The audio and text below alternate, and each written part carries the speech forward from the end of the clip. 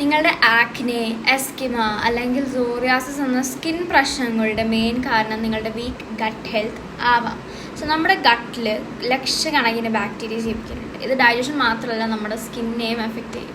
നിങ്ങളുടെ gut imbalance ആണെങ്കിൽ അത് പുവർ ഡയറ്റ് കൊണ്ടാവാം, സ്ട്രെസ് കൊണ്ടാവാം, അല്ലെങ്കിൽ ആൻറ്റിബയോട്ടിക്സ് കൊണ്ടൊക്കെ ആവാം.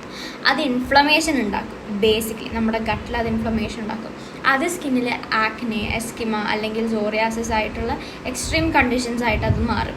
ഇത് തന്നെയാണ് നമ്മൾ ഈ ഗട്ട് സ്കിൻ ആക്സിസ് എന്ന് പറയുന്ന സംഭവം. അപ്പോൾ സിമ്പിളായി പറയുകയാണെങ്കിൽ ഗട്ട് ശരിയല്ലെങ്കിൽ അത് ഇമ്മ്യൂൺ സിസ്റ്റത്തിനോട് അത് സിഗ്നൽ ചെയ്യും. അപ്പോൾ എന്താ പറ്റാന്ന് വെച്ചാൽ നമ്മുടെ സ്കിന്നിൽ അത് ഇൻഫ്ലമേഷൻ, ബ്രേക്ക് ഔട്ട്സ്, റെഡ്നെസ് ഇതൊക്കെ ആയിട്ട് അത് മാറും.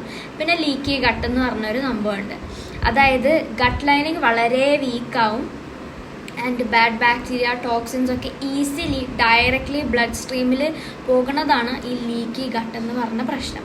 ഇതൊക്കെ കൊണ്ട് സ്കിന്നിൽ പ്രശ്നങ്ങൾ വളരെ വലുതായി തീരും. ഓൾസോ ഒരു കാര്യം മനസ്സിലാക്കണം, അതായത് എക്സ്ട്രീം സീരിയസ് കണ്ടീഷൻസിനെ കുറിച്ചാണ് ഈ പറയുന്നത്. ഇടയ്ക്കൊക്കെ നമുക്ക് പിമ്പിൾസ് വരാം, പക്ഷെ അത് ഗട്ട് റിലേറ്റഡ് ആവണമെന്നില്ല. അതായത് സീസണൽ ചേഞ്ചസ് കൊണ്ടാവാം, അല്ലെങ്കിൽ ചില സ്കിൻ കെയർ ഇൻഗ്രീഡിയൻസ് നമ്മുടെ സ്കിന്നിന് പറ്റിയില്ല, അതാവാം.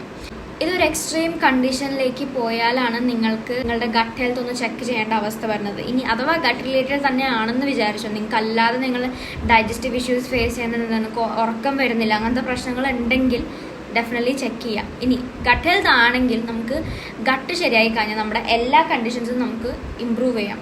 ഉറക്കമാണെങ്കിൽ ഉറക്കം, സ്കിന്നാണെങ്കിൽ സ്കിൻ, പിന്നെ പ്രൊഡക്ടിവിറ്റി ആണെങ്കിൽ പ്രൊഡക്ടിവിറ്റി, എല്ലാം. അപ്പോൾ അതിന് മെയിൻ കാര്യങ്ങൾ നിങ്ങൾ ഫോക്കസ് ചെയ്യേണ്ടത് നിങ്ങൾ നല്ല രീതിയിൽ ഫൈബർ റിച്ച് ഫുഡ് കഴിക്കുക. പ്രോബയോട്ടിക്സ് ഇൻക്ലൂഡ് ചെയ്യണം, നല്ല രീതിയിൽ പ്രോബയോട്ടിക്സ്. അതിലൊരു കാര്യം നിങ്ങൾ നോക്കേണ്ടത്, നിങ്ങളുടെ പ്രോബയോട്ടിക് കഴിക്കുന്ന പ്രോബയോട്ടിക് ഡ്രിങ്ക് ആവാം, ഫുഡ് ആവാം, അതിൽ ലൈവ് ബാക്ടീരിയ ഉണ്ടാവും എന്നുള്ളതാണ്. അതിൽ ഏറ്റവും ബെസ്റ്റ് ഒരു ഡ്രിങ്കാണ് നമ്മുടെ ഇതിൻ്റെ കൊമ്പൂച്ച വരുന്നത്. പിന്നെ ഷുഗർ ആൻഡ് പ്രോസസ്ഡ് ഫുഡ് നല്ല രീതിയിൽ അങ്ങോട്ട് കുറയ്ക്കുക.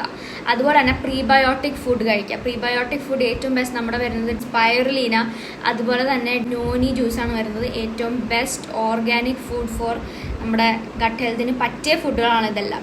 പിന്നെ ഈ ഗട്ട് സ്കിൻ കണക്ഷനെ കുറിച്ച് ഡീപ്പായി നിങ്ങൾക്ക് അറിയണമെങ്കിൽ ഞാൻ ഒരു free gut health master classes weekly conduct ചെയ്യുന്നുണ്ട്.